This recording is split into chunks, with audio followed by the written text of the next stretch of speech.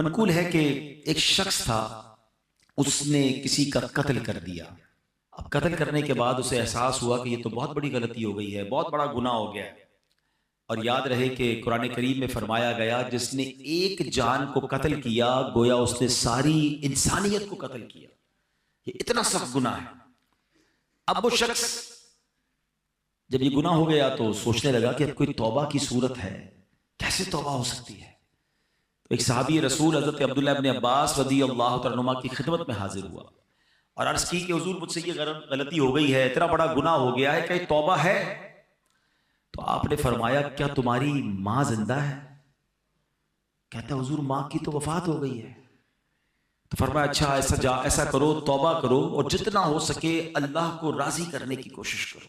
वो बंदा तो चला गया, यकीनन उस जमाने में ऐसा कोई मामला नहीं होगा, या जो भी उसके अगले कॉन्सिक्वेंसेस अदालती निजाम वगैरह वो यकीनन अलग मामला होगा। यहाँ गुनाह की माफी की बात हो रही है। तो हजरत अब्दुल्लाह इब्न अब्बास से एक शख्स ने कहा कि हुजूर ये बात तो आप पहले भी कह सकते थे, तौबा करो, आपने ये क्यों कहा कि माँ जिंदा है या माँ मौजूद है? तो हज़रत अब्दुल्लाह इब्न अब्बास ने फरमाया कि मेरी मालूमात के मुताबिक अल्लाह पाक को राजी करने का सबसे करीब तरीन जरिया माँ के साथ भलाई करना है। यानी अगर इसकी माँ जिंदा होती तो मैं इसे कहता माँ की खिदमत कर, अल्लाह तेरे सारे गुनाह मुआफ कर देगा।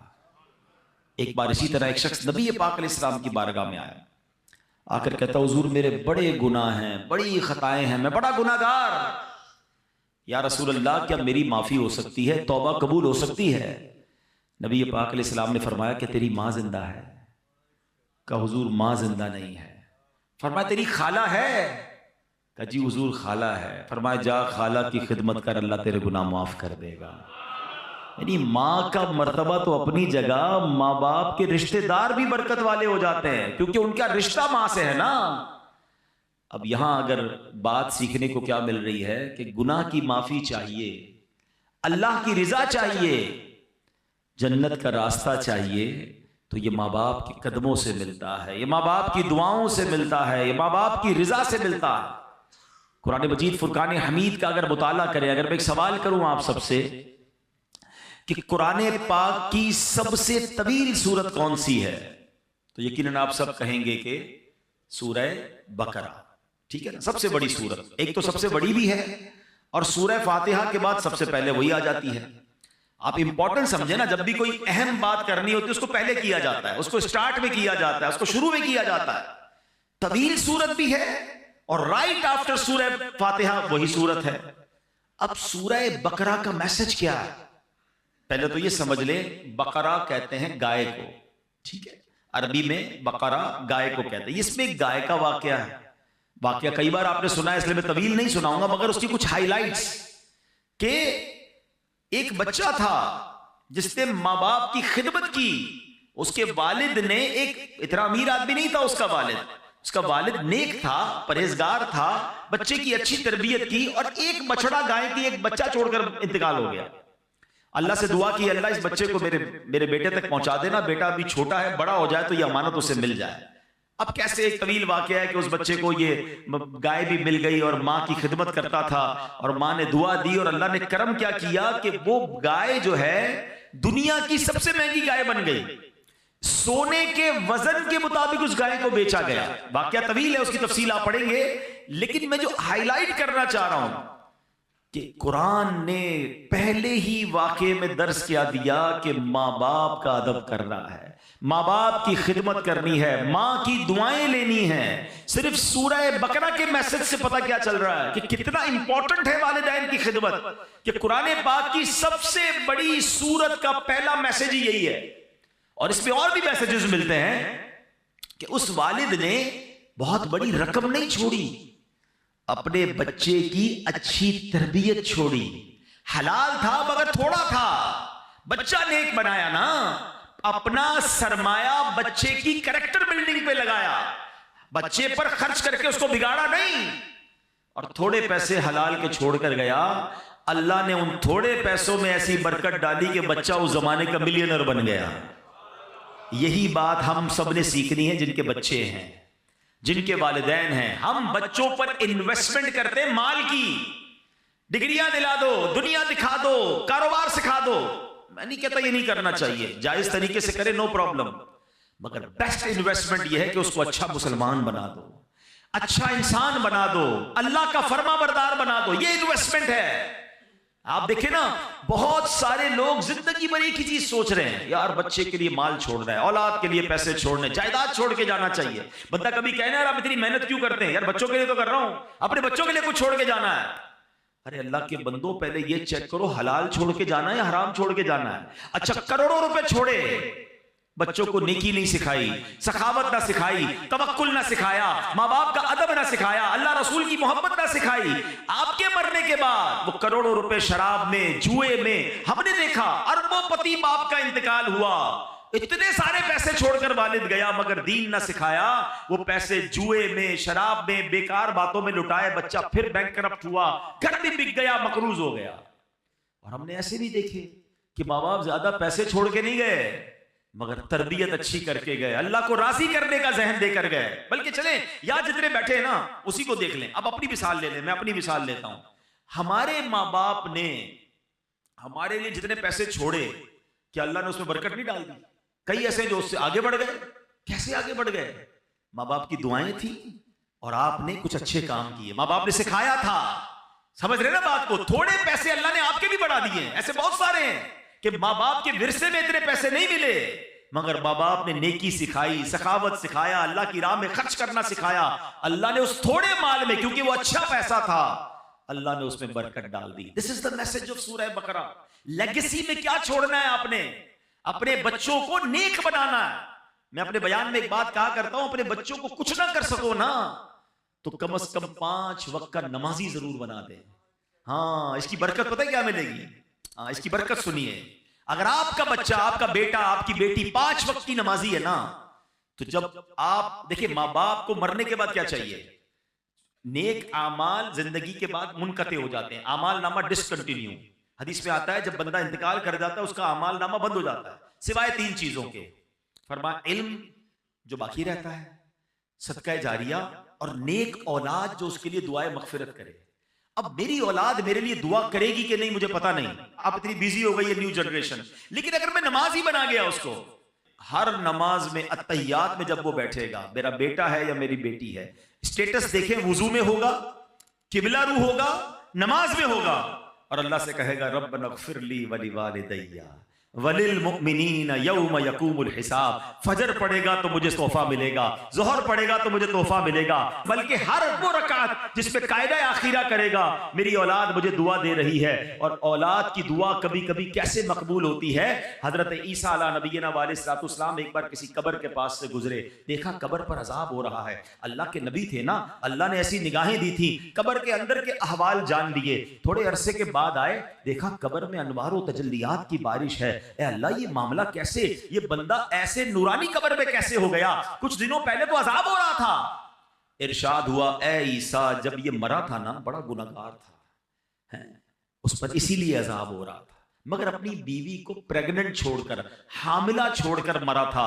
अब कुछ अरसे बाद उसकी बीवी के यहाँ औलाद हुई, बेटा हुआ। ऐ ईसा, वो बेटा 5 साल का हो गया।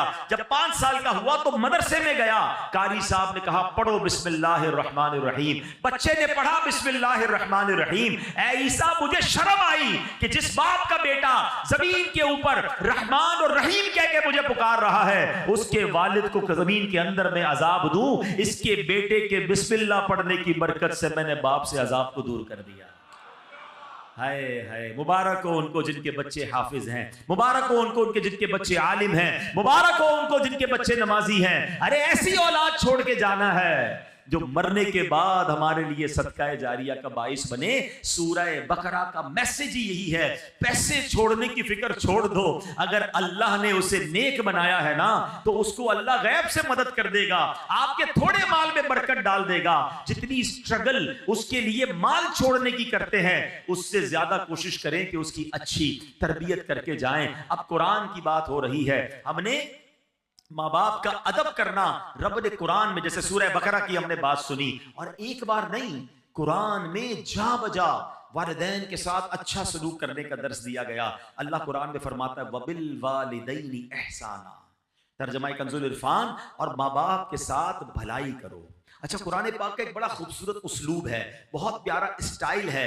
कई मकामात ऐसे हैं जहां अल्लाह ने अपनी इबादत का दर्स दिया, साथ ही उसके बिल्कुल लगोलग अल्लाह ने वालिदैन के साथ नेकी और भलाई का हुक्म इरशाद फरमाया। एक आयत में फरमाया, वक़दा रब्बुका अल्ला तअबुदू इल्ला इय्याहु व बिल वालिदैनि इहसाना, और तुम्हारे रब ने हुक्म फरमाया कि उसके सिवा किसी की इबादत न करो और माँ बाप के साथ अच्छा सलूक करो। 21वें पारे में फरमाया, अनिश्कुर ली वली वालिदैका, कि मेरा और अपने वालिदैन का शुक्र अदा करो।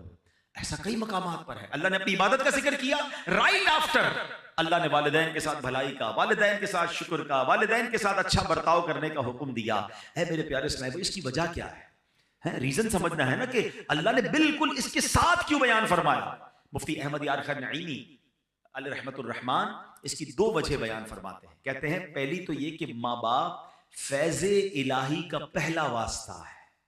हाँ, यानी बंदे को अल्लाह पाक की जो भी नेमतें हासिल होती है ना, वो पैदाइश के बाद मिलती हैं। यानी मैं पैदा हुआ तो फिर सब कुछ मुझे मिला ना, मैं पैदा ही ना होता, मेरे माँ बाप ना होते तो मैं पैदा ही ना होता। आज मैं दुनिया में हूं, किसके सबब से हूं? माँ बाप के सबब से हूं।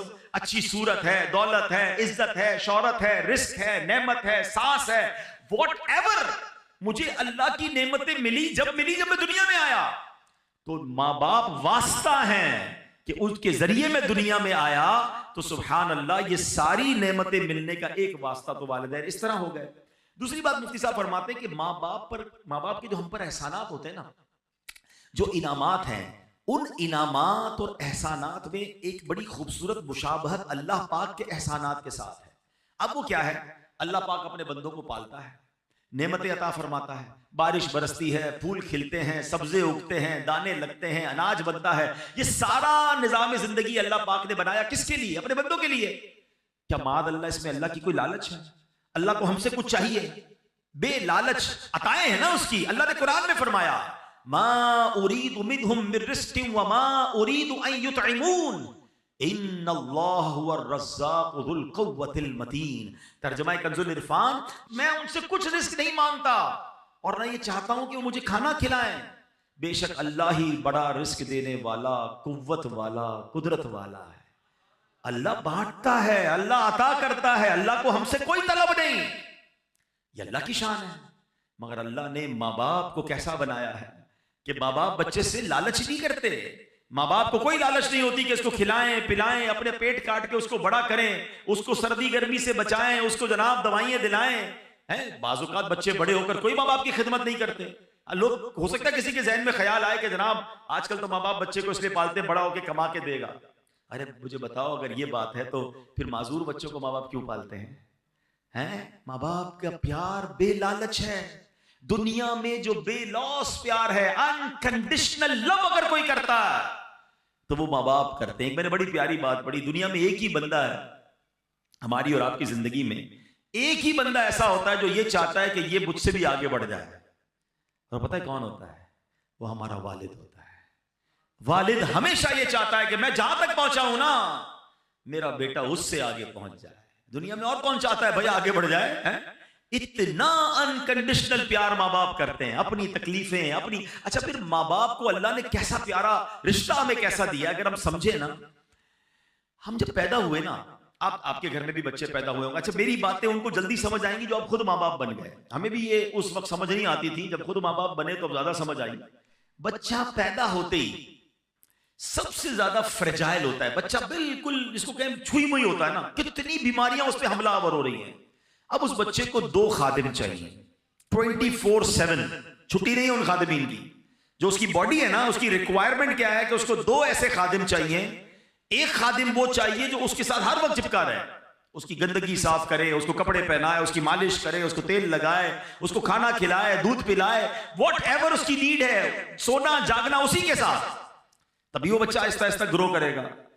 और दूसरा खादिम उसको वो चाहिए कि जो अपना माल खर्च करे, हैं, अपने पेट, क्योंकि तमाम चीजों के लिए पैसे चाहिए। अल्लाह ने देखे माँ बाप के दिल में कैसी मोहब्बत डाली है कि माँ बच्चे के पैदा होते उसकी खादिमा बन जाती है। दुनिया में पैसों से ऐसी खादिमा नहीं मिल सकती जैसी अल्लाह ने माँ जैसी, उसके दिल में इतनी मोहब्बत डाल देता है रब कि वो अब बच्चा रोए तो ये जागती है, वो तड़पे तो ये तड़पती है। अरे उसके रोने में उसे पता चल जाता है कि पेट में दर्द हो रहा है या कान में दर्द हो रहा है। और वालिद कैसा बेलौस खर्च करता है कि आधी रात को हॉस्पिटल ले जाना है, आधी रात को मां कहती बच्चे के लिए दूध लेकर आओ, फला दवाई लेकर आओ, वो सारे काम छोड़ेगा, अपने दूध पीते बच्चे के लिए ये सब चीजें करता है। सोचे ये दिल में डाला किसने? ये अल्लाह ने मेरी और आपकी परवरिश का इंतजाम किया है। ये माँ बाप के एहसान हैं हम पर, जो उन्होंने हमारे साथ बचपन से अब तक किए। और जब ही रब फरमाता है शुक्र अदा करो मेरा और शुक्र अदा करो अपने वालिदैन का। ऐ मेरे प्यारे इस्लामी भाइयों, नबी पाक अलैहिस्सलाम की बारगाह में अर्ज की गई, या रसूल अल्लाह, सबसे फजीलत वाला अमल कौन सा है? यहाँ बहुत सारे इस्लाम में बैठे हैं और माशाल्लाह नेक नमाजी हैं, नेकी करने का जज्बा भी होता है। हम भी चाहते हैं कि फजीलत वाला अमल बता दें। एक साहबी रसूल ने सवाल किया, या रसूल अल्लाह, सबसे ज्यादा फजीलत वाला अमल कौन सा है? फरमाया अस्सलातु अला वक्तिहा, यानी नमाज को उसके वक्त पर अदा करना। फिर पूछा, या रसूलल्लाह, उसके बाद दूसरा सेकंड पसंदीदा अमल? फरमाया सुम्मा बिर्रुल वालिदैन, उसके बाद वालिदैन के साथ भलाई करना सबसे पसंदीदा है। ये इतनी बड़ी नेकी है, ये पसंदीदा अमल में भी टॉप लिस्ट पर है। तो ऐ मेरे प्यारे इस्लामी भाइयों, हमें अपने माँ बाप के साथ अच्छा बर्ताव करना है। अच्छा, बाज़ औक़ात आज के जमाने में फास्ट लाइफ हो गई, ये नहीं पता चलता कि भाई मैं क्या कर लूं ताकि मुझे ये इत्मीनान हो जाए कि मैं वालिदैन का फर्मा बरदार हूं। मेरे पर वालिदैन के हुकूक क्या हैं, मुझे कोई लिस्ट बता दें, मुझे कोई चेक लिस्ट दे दें ताकि मैं चेक कर लूं कि मैं ये काम कर रहा हूं कि नहीं। अपने तौर पर मैं समझ रहा हूं मैं बड़ी खिदमत कर रहा हूं, मैं माँ बाप मेरे मुझसे सेटिस्फाई हैं, कहीं ऐसा ना हो कि मैं गुनाहगार हूं। तो आज मैं कुछ वालिदैन के हुकूक बयान करता हूं जो उलमाए किराम ने बयान किए। अब जरा गौर कीजिए, वालिदैन के साथ नेक सलूक करना कैसे है। सबसे पहले तो ये बात जहन में बिठा लें कि वालिदैन के हुकूक की गिनती भी नहीं हो सकती, इतने हुकूक हैं। आला हजरत इमाम अहले सुन्नत की खिदमत में सवाल हुआ कि माँ बाप के हुकूक कितने हैं। सैयदी आला हजरत इमाम अहले सुन्नत ने कमाल का जवाब दिया। फरमाया वालिदैन के इतने हुकूक हैं कि पूरे करना नामुमकिन है। यहां तक कि अगर वालिदैन वफात पा जाएं और बेटा उन्हें दोबारा जिंदा करने की ताकत रखता हो तो दोबारा जिंदा करे, ये भी उनके हुकूक में शामिल है। तो ये तो कर ही नहीं सकते हम तो उनसे पैदा हुए हैं ना, हम उनकी वफात के बाद उनको पैदा नहीं कर सकते, जिंदा नहीं कर सकते। हुकूक का आलम ये है।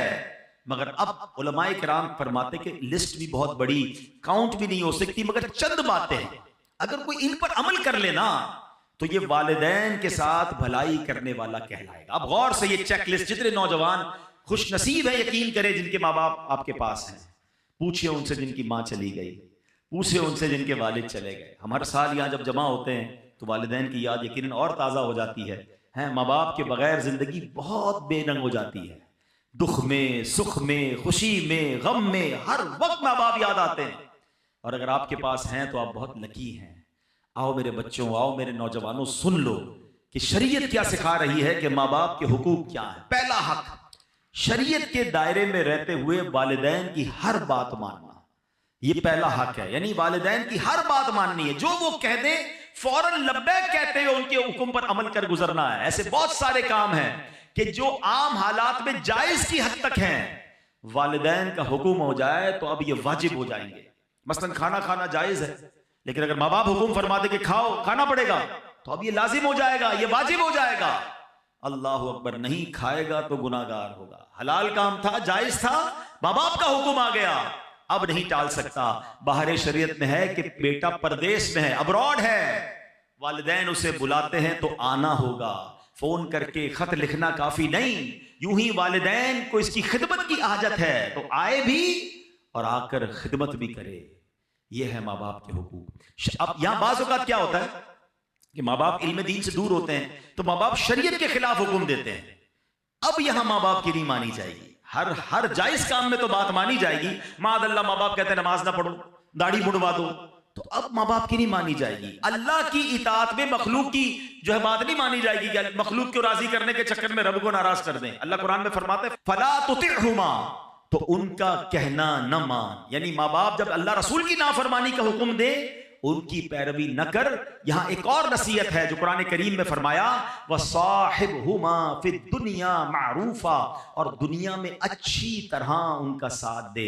यानी पता चला माँ बाप ने शरीयत के खिलाफ हुक्म दिया, अब उनसे लड़ना नहीं है, चीखना चिल्लाना नहीं है, उनके साथ बातचीत खत्म नहीं करना, रूठ कर भाग नहीं जाना, खाने पीने की हड़ताल करके उनका दिल नहीं दुखाना है, बल्कि इस सूरत में इनसे भलाई के साथ पेश आना है। यानी अम्मी कहती है बेटा दाढ़ी मुंडवा दो, अब माँ से लड़े बगैर हाथ जोड़कर कहना है, ए अम्मी मैं अल्लाह रसूल की नाफरमानी नहीं कर सकता, बराए करम मुझे ये हुक्म ना दें, बाकी कोई हुक्म हो तो फरमाएं। प्यार से मोहब्बत से उस वक्त भी पेश आना है। ए मेरे प्यारे इस्लामी भाइयों, अब दूसरा हक यह है कि माँ बाप के हुक्म को नफल इबादत से ज्यादा अहमियत देना। ये बड़ी अहम बात है। कुछ लोग हम नफली कामों में लगे रहते हैं और माँ बाप नाराज हैं, माँ बाप दुखी हैं। याद रखो ये अमल ठीक नहीं है। मसलन दिल कर रहा है कि नफली रोजा रखना है, माँ बाप मना कर दें तो अब नफली रोजा नहीं रखेंगे। दिल चाह रहा है कि नवाफिल पढ़ूं और अम्मी ने कहा कि नहीं बेटा बाजार जाना है, मेरे साथ चलो, सौदा लेकर आओ, तो अब नफल बाद में पढ़ेंगे, पहले इनका हुक्म मानना है। आप शरीयत देखिए किस कदर दरस, अल्लाह की इबादत है ना नफली रोजा, इबादत नहीं, नफली इबादत नहीं करनी, माँ बाप की बात माननी है। ये माँ बाप का दूसरा हक है। एक बड़ा अजीब व गरीब वाकया हदीसों में मौजूद है। एक बड़े राहिब थे, बड़े इबादत गुजार थे, उनका नाम हजरत जुरेज था। इबादत गुजार थे, बड़ा इबादत खाना बनाया हुआ था और बड़ी इबादत करते थे। एक बार उनकी वालदा ने उन्हें बुलाया, वो नमाज पढ़ रहे थे, हैं उनको ये बात जहन से निकल गई कि माँ बुलाए तो नफली नमाज है, उसकी तफसील है तो उसको तोड़ के हाजिर देना होगा। जवाब नहीं दिया, दोबारा बुलाया, नमाज जारी रखी, नमाज नहीं तोड़ी। मां ने जब तीसरी बार बुलाया, तीसरी बार भी नहीं गए, तो मां तड़प कर कहती है बेटा तुझे उस वक्त तक मौत ना आए जब तू किसी बदकार औरत का मुंह ना देख ले। अब ये दिल से बदुआ निकल गई। अब क्या हुआ, कुछ अरसे बाद उस इलाके में एक औरत ने एक चरवाहे के साथ बदकारी की, बच्चा पैदा हुआ। लोगों ने पकड़ा तो कहती है बच्चा तो जुरैज का है। सारे लोग जुरैज के पास पहुंचे, उनकी इबादत गाह को तोड़ दिया, बड़ी जिल्लत हुई, काफी लोग जमा हो गए कि तुमने ऐसा किया। अब अल्लाह वाले तो थे, इबादत गुजार तो था वो बंदा। उसने कहा इस बच्चे से पूछो, ए बच्चे तू बता तेरा बाप कौन है। अल्लाह ने उस बच्चे को कुव्वते गोयाई दी। उस बच्चे ने कहा कि मेरा वालिद जुरैज नहीं बल्कि चरवाहा है। उनकी जान तो छूट गई, मगर ये सारा तमाशा हुआ, उसके पीछे उलमा कहते हैं वजह वही है कि माँ का दिल दुखाया था, माँ ने बद्दुआ दी थी ना। अच्छा, यहां माँ बाप के लिए भी एक दर्स ले लीजिए। अगर माँ बाप मुझे सुन रहे हैं, कभी कभी गुस्से में आकर बच्चों को बद्दुआ ना दिया करें। हाँ, माँ की दुआ भी लगती है, उसकी बद्दुआ भी लगती है। गुस्से में आकर कह तो देते हैं, बाद में परेशान आप नहीं होना है। आपके बच्चे के साथ कुछ बुरा हो गया तो आप चाहते तो नहीं थे, गुस्से में कहा है तुझे कीड़े पड़े, तू बर्बाद हो जाए, है तेरी टांग टूट जाए, तेरी जबान खिंच जाए। नहीं, क्या पता कबूलियत का वक्त हो, आप ही का बच्चा है, तो जबान पे लगाम होनी चाहिए।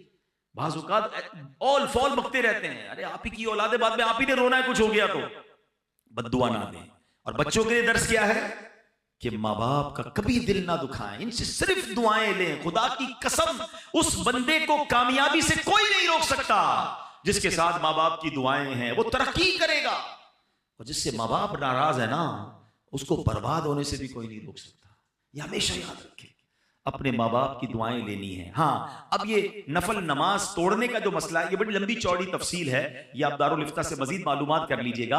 अब मसला क्या है कि वालिदैन अगर किसी मुसीबत में है, मादअल्लाह सीढ़ी से गिर गए हैं, इमरजेंसी की कैफियत है, तो अब तो चाहे फर्ज नमाज पढ़ लो, वहां से पता चला कि माँ गिर गई है, हॉस्पिटल ले जाना है या कोई इमरजेंसी है, तो फर्ज नमाज भी तोड़कर माँ की खिदमत करनी होगी। हाँ, ऐसी इमरजेंसी नहीं है तो अब माँ की पुकार पर फर्ज नमाज नहीं तोड़ सकते। हाँ, नफल नमाज पढ़ रहे हैं और अम्मी अब्बू को मालूम भी नहीं कि बेटा नफल पढ़ रहा है, ऐसी हालत में वो आवाज दें तो नफल नमाज तोड़कर उनकी खिदमत में हाजिर हो जाना है। और इसकी मजीद एक तफसील भी है, लेकिन बताना ये चाह रहा हूं कि सोचें माँ बाप का लेवल क्या है, हम पर जिम्मेदारी कितनी बड़ी है कि हम उनकी इताअत करें। ऐ मेरे प्यारे साहब, तीसरा माँ बाप का हक क्या है कि उन पर खर्च करें, उनके खाने पीने का बेहतरीन इंतजाम करें, जूते कपड़े वगैरह खरीद कर दें, हस्बे इस्तात फल वगैरह पेश करना, बीमार हो तो अच्छे डॉक्टर से चेकअप करवाना, दवाइयाँ वगैरह मुहैया करना, गर्ज जितना हो सके अपना माल माँ बाप पर खर्च करना उनके हुकूक में शामिल है। रिवायात में है एक शख्स अपने वालिद को खर्च पेश नहीं करता था, नबी पाक अलैहिस्सलाम की बारगाह में आया, फरियाद की, इल्तिजा की। सरकार दो आलम अलैहिस्सलाम ने जब उसकी बातें सुनी, आका अलैहिस्सलाम की आंखों में आंसू थे, जलाल मुबारक में आ गए और उस शख्स से फरमाया, अंता व मालुका ली अबीका, तुम खुद और तुम्हारा सारा माल तुम्हारे वालिद ही का है। यानी बेटा बेटा तो बेटा, बेटे का सब कुछ वालिद का है।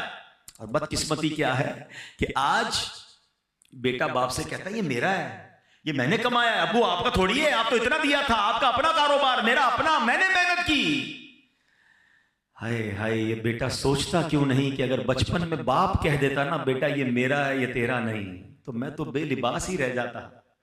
मुझे तो कपड़े भी मेरे वालिद ने पहनाए थे, उसी के पैसे से पहने थे ना। एक और बात याद रखना, हम माँ का बड़ा रिगार्ड करते हैं, वाकई माँ माँ ही होती है, माँ का नेमुल बदल नहीं। मगर एक बात हमेशा याद रखें कि माँ ने जो भी भलाई मेरे और आपके साथ की है उसके पीछे खड़ा मेरा वालिद ही था, आपका वालिद था। उस वालिद ने तो पैसे दिए जो माँ ने सब चीजें दिलाई। हमें लगता है अम्मी जान दिला रही, यकीनन माँ ने दिलवाए, मगर वालिद की उस कुर्बानी को भूलना नहीं है। वालिद ने कभी एहसास नहीं होने दिया कि बेटा ये मेरा है। सोचे ना बचपन के अपने वाकयात, कभी हम रोए होंगे अच्छे कपड़ों के लिए, कभी जिद की होगी नए जूतों के लिए, कभी कहा होगा अब्बू ये वाली होटल में खाना है, कभी कहा होगा ये वाला खिलौना चाहिए, अब्बू दोस्त घूमने जा रहे हैं मैंने भी जाना है। वालिद ने हमारी कितनी फरमाइशें पूरी की। कभी सोचा कि उस वक्त वालिद को क्या जरूरत थी? हो सकता है वालिद ने अपने लिए कुछ खरीदना हो सकता है वालिद का कुछ और प्लान हो, वालिद ने वो सारे प्लान कैंसिल किए होंगे, हमें कपड़े दिलाए, हमें जूते दिलाए, अच्छे स्कूल में पढ़ाया। अरे जिसने उंगली पकड़कर चलना सिखाया, आज उस बूढ़े वालिद को बच्चा कहता है ये मेरा है, आपका नहीं है। अरे उसका दुख तो सोचो क्या होता होगा। क्या उसको बचपन की वो बातें याद नहीं आती होगी कि जब ये बोल नहीं सकता था, जब ये खा नहीं सकता था, मैं इसका इंतजाम करता रहा और आज ये मुझे कह रहा है। ना करना, कभी भी ये मत कहना, खुदा की कसम जो कुछ मेरा है वो सब मेरे माँ बाप का है। इज्जत है, शोहरत है, दौलत है, व्हाटएवर आई हैव। और मैं सच बताऊं, किसी दिन कह दोगे ना बूढ़े बाप को ये मेरा जो कुछ है आपका, वो आपसे ले नहीं लेगा। बाप क्या करेगा लेकर, माँ क्या करेगी लेकर, लेकिन जितने दिन वो आपके पास हैं उनको ऑनर तो दें, उनको इज्जत तो दें, उनको ये एहसास तो दिलाएं। कभी तो कहो कि अब्बू आज मैं जो कुछ हूं वो आपकी वजह से हूं, ऐ मेरी माँ आज जो कुछ मेरे पास है वो सब तुम्हारी दुआओं की वजह। कभी कहे तो सही उन्हें। माँ को गिन गिन के पैसे देते हैं और क्यों मांगती है माँ, बार बार क्यों मांग रही है, क्या हो गया, खर्चा क्यों कर रही है? माँ से हिसाब लोगे यार। मैं आपको सही बताऊं, खुदा की कसम उस औलाद के भाग जागते हैं जिसको माँ बाप पर खर्च करने का मौका मिलता है। अरे तुम्हारे पैसों के नसीब जाग गए हैं कि तुम अपने माँ बाप पर खर्च कर रहे हो। कई माँ बाप तो ऐसे जिन्होंने मौका ही नहीं दिया यार, हमें खर्च करने का मौका ही नहीं दिया, खुद ही खर्च करते रहे, खुद ही खिलाते रहे, खुद ही खिदमत करते रहे। मैं अगर अपनी माँ की बात करूं, मैं तो नहीं था उस वक्त, बगदाद में था, अगर बताते उस रात भी माँ ने अपने हाथ से खाना बनाया था जिस रात मेरी वालदा का विसाल हुआ। अरे उन्होंने मौका ही नहीं दिया हमें कुछ करने का, खिदमत करते करते चली गई, वालिद ने मौका नहीं दिया। अरे अगर आज मौका मिला है ना आपको खर्च करने का, कि आपके पैसे से दवाई आ रही है, आपके पैसे से हॉस्पिटल का बिल हो रहा है, आप अम्मी अब्बू को मदीने ले जा रहे हैं, आप अम्मी अब्बू को खाना खिला रहे हैं, लकी हो यार। बताओ इससे अच्छा खर्च कौन सा है मेरे पैसे का कि मेरे माँ बाप पर खर्च हो जाए। हिसाब तो करो कितना बड़ा कर्जा है अब पर, बचपन से लेकर अगर कोई 30 साल 25 साल 40 साल का बैठा, हिसाब तो करो कितने हजारों, कितने लाखों, कितने करोड़ों इन्वेस्टमेंट की उन्होंने हम पर, और आज थोड़े पैसे के लिए मेरा मुंह बन जाता है। नहीं मेरे प्यारे इस्लामी भाई, उनको ऑनर दें, उनको इज्जत दें, उनको घर का बड़ा फील करवाएं। वो कहते ना, जिन माँ बाप ने सारी जिंदगी तुम्हें शहजादों की तरह रखा, आज उन माँ बाप को आखिरी उम्र में बादशाह का दर्जा तो दे दो, है कि आप हमारे सबके बड़े हैं। नहीं, बेटे के आगे बाप गुलाम बना हुआ। किताबों में ये अल्फाज मौजूद हैं कि बेटा बाप के आगे हक है वालिद का कि बेटा अब्बू के सामने ऐसे रहे जैसे खादिम रहता है, गुलाम। गुलाम कैसे रहता है? रेडी, एवर रेडी, हुक्म मिले काम कर दूं, हुक्म मिले ऑर्डर। मगर आज हाल ये है कि बाप गुलाम बना हुआ है, बेटा मेरा काम कर दे, अब्बू टाइम नहीं है, बेटा मेरे लिए दवाई लिया, बेटा अब्बू मेरे पास वक्त नहीं है, बेटा मेरे पास बैठ, अब्बू आप पुरानी बातें करते हो, मैं दोस्तों में बैठूंगा। अल्लाह अकबर, बाप घूम रहा है बेटे के आगे। हदीस सबको याद है, कई बार सुनी है। क्या हदीस है? कि कोई बच्चा अपने माँ बाप को मोहब्बत की निगाह से देखे, उसे हज्जे मकबूल का सवाब मिलता है। देखिए ना, सुनिए ना हदीस। और आका अलैहिस्सलाम से पूछा गया, व इन नज़रा कुल्ला यौमिन मिअता मर्रतिन, हुजूर कोई 100 बार देखे। अल्लाह के नबी ने फरमाया, कोई 100 बार देखे, अल्लाह 100 हज का सवाब अता फरमाता। सुनो सुनो, अभी यहां इससे आगे की बात सुनो। इस हदीस को यहीं तक सुना है हमने। मोहब्बत से देखने पर हज का सवाब है। बताओ ना, खर्च करने का सवाब कितना होगा? पैर दबाने का सवाब कितना होगा? हैं, दवाई दिलाने का सवाब कितना होगा? हाथ पकड़ के चलाने का सवाब कितना? अरे कसम से, अगर तुम्हें ये मौका मिला है ना कि वालिद का हाथ पकड़ के चलाना पड़ रहा है, तो अल्लाह का शुक्र अदा करो कि अल्लाह ये वही वालिद है जिसने मुझे उंगली पकड़ कर चलाना सिखाया था। तेरी मेहरबानी, आज मुझे कुछ करने का मौका, व्हील चेयर अगर आपको चलाने का मौका मिल गया, लॉटरी लग गई है आपकी, एंजॉय करो उसे।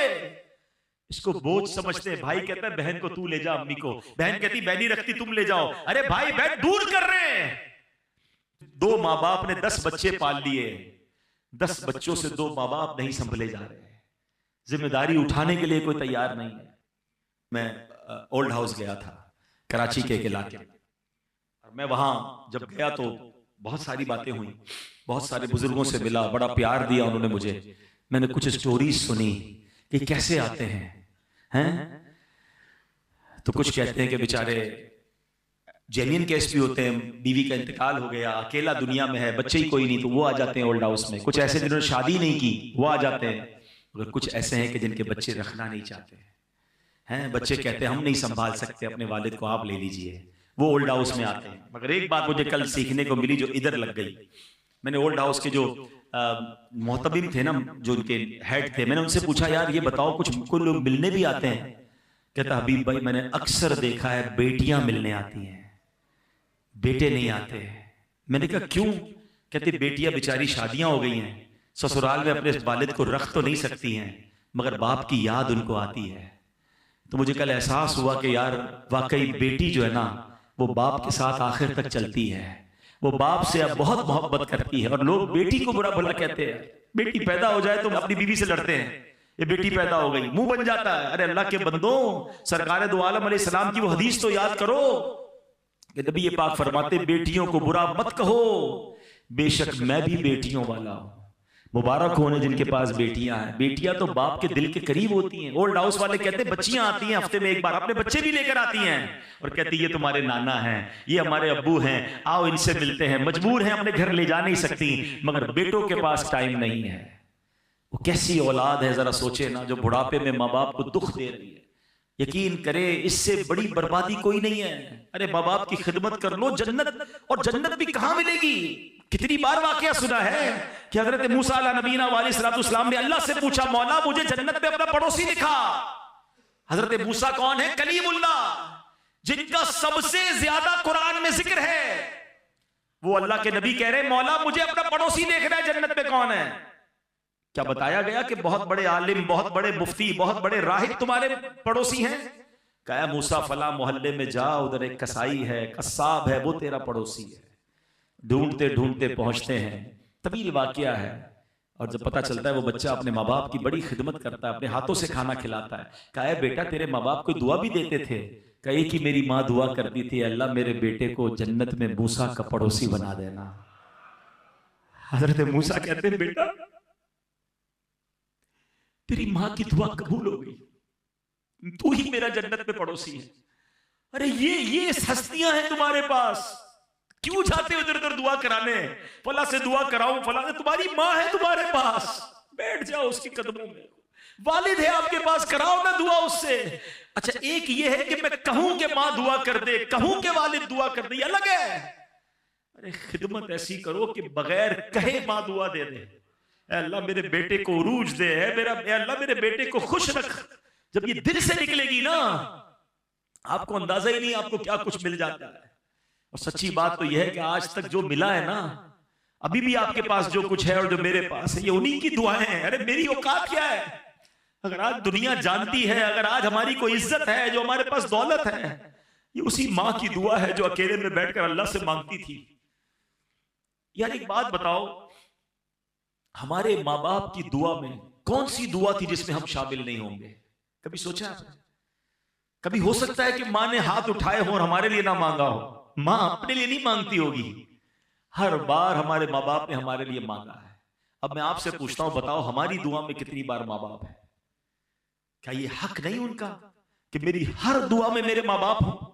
भूल गए। हाँ, लोग भूल गए अपने माँ बाप को, अपने लिए मांगते, अपने माँ बाप के लिए नहीं मांगते। हालांकि कुरान कह रहा है, कुरान सिखाता है, वकुल रब्बिरहमहुमा कमा रब्बयानी सगीरा, मांगो मुझसे कैसे? कि अल्लाह माँ बाप को ऐसा रहम कर जैसा उन्होंने बचपन में रहम किया था। अल्लाह खुद सिखा रहा है कुरान में, मगर हमारे पास टाइम नहीं माँ बाप के लिए दुआ करने का। अरे अब अगर वो चले गए दुनिया से तो क्या चाहिए, और उनको कुछ पैसे तो नहीं भिजवा सकते ना। ये दुआएं हैं जो आप उन्हें भिजवाओगे, ये सदके हैं, ये नेकियां हैं, ये नमाजें हैं। इस तरह के कोई ना कोई एहतमाम करते रहा करें। जिनके माँ बाप चले गए उनको मशवरा बिलखुसूस दे रहा हूं, जिंदगी में भी माँ बाप, बल्कि हदीसों में ये मजमून मिलता है, जो बच्चा, जो औलाद अपनी दुआओं में माँ बाप को याद नहीं रखता, उसका रिस्क काट दिया जाता है। अगर लंबी उम्र चाहिए और रिस्क में बरकत चाहिए तो फरमाया दुआओं में वालिदैन के लिए दुआ करें। यार कैसी हस्तियां है, दुआ उनके लिए करूं, रिस्क मेरा बढ़ जाता है, उम्र मेरी लंबी हो जाती है, मगर फिर भी दुआ नहीं करते। तो बिलखुसूस जिनके माँ बाप चले गए, मैं उनको मशवरा दूंगा, उनको तोहफे भिजवाएं। देखे ना, कभी कभी माँ बाप मिलते होंगे तो आप उनको कोई खाना खिलाते होंगे, जिंदगी में उनको कोई सूट पीस तोहफे में देते होंगे, कोई इत्र देते होंगे, ईद के दिनों में अम्मी अब्बू को कोई तोहफा देते हैं ना। अब नहीं है वो, तो आप कब्र में भिजवाओ ना। हैं कभी 2 रकअत पढ़ी, या अल्लाह ये माँ के इसाले सवाब के लिए, या अल्लाह ये मेरे वालिद के इसाले सवाब, आज अब्बू या अल्लाह मैंने 100 दुरूद पाक पढ़े मेरे वालिद को तोहफा, या अल्लाह सूरह यासीन पढ़ी मेरे अब्बू को तोहफा। मस्जिद के सामने डब्बा आया, जेब में पैसे निकाले, या अल्लाह अम्मी अब्बू के इसाले सवाब के लिए, ये जो पैसे आपने डाले उनका सवाब उनको कब्र में पहुंचेगा। और सोचो उनको कितनी खुशी होगी कि मेरी औलाद भूली नहीं है। हर थोड़े दिनों बाद फरिश्ता उन्हें खबर देगा, तुम्हारे बेटे ने इसाले सवाब किया है, तुम्हारी बेटी ने सदका किया है, तुम्हारी औलाद ने सूरह यासीन पढ़ी है। अरे याद तो रखो उन्हें। और मैं आपको एक और बात बता दूं, जो मरने के बाद अपने माँ बाप को याद रखता है ना, उसके मरने के बाद उसकी औलाद भी उसे याद रखेगी। जो आज अपने माँ बाप को, मरहूम माँ बाप को भूल गया ना, वो ये उम्मीद ना रखे कि बाद में औलाद उसे याद रखेगी। और फिर एक और बेहतरीन काम कीजिए, जिनको अल्लाह ने नवाजा है कि वो कम से कम, अगर अल्लाह ने नवाज, बल्कि अल्लाह ने सबको ही नवाजा है, हदीस पाक सुनाऊंगा, आपका दिल खुश हो जाएगा। हदीस पाक का खुलासा है, जो अल्लाह के लिए मस्जिद बनाता है, अल्लाह उसके लिए जन्नत में घर बनाता है। जन्नत में घर मिलेगा उसको जो मस्जिद बनाएगा। अब मेरा मानना यह है कि मेरे पास या आपके पास, जी हां, जो घर है ना, या तो माँ बाप ने दिलाया है या माँ बाप की दुआओं से मिला है। ऐसा ही है, एक्सेप्ट करते हो कि नहीं? ठीक है, दुनिया का घर किसने दिलाया? माँ बाप ने दिला दिया या दुआओं से मिल गया। अब मेरी बारी है, मैं अपने माँ बाप को जन्नत में घर दिला दूं। अब औलाद की बारी है कि वो औलाद माँ बाप को जन्नत का घर दिलाए। कैसे? मस्जिद बना ले, माँ बाप के नाम की मस्जिद बनाए, उनके इसाले सवाब के लिए बनाए। इंशाअल्लाह मेरा रब उन्हें जन्नत में घर भी देगा। अच्छा कमाल देखो, ऐसा नहीं सिर्फ माँ बाप को मिलेगा, मेरे रब की रहमत बहुत बड़ी है। जो इस मस्जिद में हिस्सा मिलाएगा, सारे भाई बहन मिलके मिला रहे हैं, सारे दोस्त मिलके मिला रहे हैं, इंशाअल्लाह इन सबको भी जन्नत में घर मिलेगा, माँ बाप को भी जन्नत में घर मिल जाएगा। अब हो सकता है किसी के जहन में सवाल आए कि यार मस्जिद तो बहुत अच्छी बात है, बनानी चाहिए, कई लोग बनाते हैं अपने माँ बाप के नाम की मस्जिद, ठीक है ना, मैं तो नहीं बना सकता, मैं गरीब हूं, 1 करोड़ रुपए, 50 लाख रुपए, 70 लाख रुपए कहां से लाऊं? हाय हाय, मेरा दीन कितना प्यारा दीन है। सिर्फ अमीरों के लिए फजीलत नहीं है। सरकार दो आलम अलैहिस्सलाम फरमाते हैं, हदीस पाक का खुलासा है, जो कोई शख्स चिड़िया के घोंसले जितनी भी मस्जिद बनाए, अल्लाह उसे भी जन्नत में घर अता फरमाएगा। उलमा फरमाते इसका मतलब ये कि कोई मस्जिद में चिड़िया के घोंसले जितना भी हिस्सा, यानी एक ईंट भी लगा दे, अल्लाह उसको भी जन्नत में घर अता फरमाए। आप तो आपकी जितनी हैसियत है, आप एक मुसल्ला लगा दे मस्जिद में, एक ईंट लगा दे, जितना, आप देखिए कंजूसी नहीं करना। माँ बाप की बारी में बंदा बोले 500 रुपए दे दो जन्नत में घर, आपकी हैसियत अगर इतनी है फिर तो ठीक है। मुझे एक बात एक बिजनेसमैन ने सिखाई, उनके पास हम गए, कहता है मस्जिद बनानी है अब्बू के नाम की, उनका बहुत वीआईपी बंगला था, मैं उनके घर गया, कहते जैसा मेरा घर है ना, इससे अच्छी मस्जिद बनाऊंगा। है, हाँ बिल्कुल स्टेट ऑफ आर्ट मस्जिद बनानी है। मैंने कहा क्यों? कहता है 1000 गज के बंगले में रहता हूँ, ये मेरे अल्लाह ने मुझे मेरे माँ बाप की दुआओं से दिया है। अब बाप की मस्जिद बनानी तो वो गरीब इलाके में छोटी सी मस्जिद बनाऊंगा? नहीं, अब्बू के लिए मस्जिद बनाऊंगा तो इसी स्टैंडर्ड की बनाऊंगा।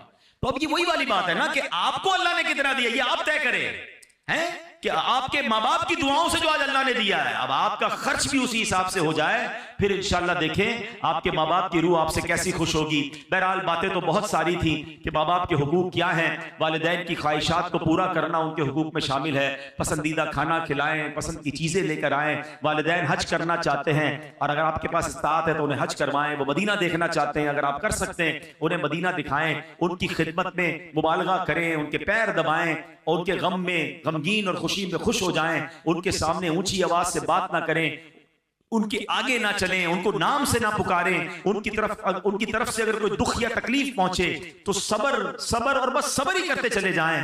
ये सब माँ बाप के हुकूक हैं। मैं अल्लाह से दुआ करता हूं कि रब्बे करीम मुझे भी, जो चले गए माँ बाप, मेरे माँ बाप तो अब नहीं हैं, अब हमारी जिंदगी में हमारी जिम्मेदारी यह है कि उनको कब्र में राहत पहुंचाएं, उनको नेकियां पहुंचाएं, उनको इसाले सवाब करें। और आप में से जिनके माँ बाप हैं, अल्लाह उनको अपनी जिंदगी में अपने माँ बाप की खूब खिदमत की तौफीक अता फरमाए। माँ बाप चले जाएं तो उनको इसाले सवाब करते रहने की तौफीक अता फरमाए। और अब आखिरी बात माँ बाप से ये करूंगा कि अगर ये सारी बातें मेरी और आपकी औलाद सुन ले तो बताओ ना हमारे लिए जिंदगी कितनी आसान हो जाए। हमारी औलाद भी तो हमारी फर्मा बरदार हो जाएगी ना, अगर इस तरह के बयानात सुनेगी कि माँ बाप के अदब क्या है।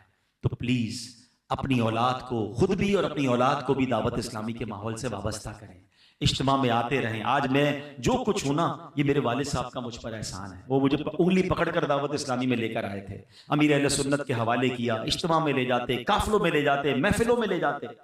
आज वो दुनिया में नहीं है, मगर इंशाअल्लाह अगर जो मैं कर रहा हूँ टूटा फूटा दीन का काम, वो आप जानते हैं, उस सबका अजर उन्हें मिल रहा है। मेरी माँ ने अल्हम्दुलिल्लाह तरबियत फरमाई, कुर्बानियां दी, तो आज इंशाअल्लाह उसका अजर मिल रहा होगा ना उन्हें। हम भी कोशिश करें कि अपनी भी और अपने बच्चों की तरबियत की भी कोशिश करें।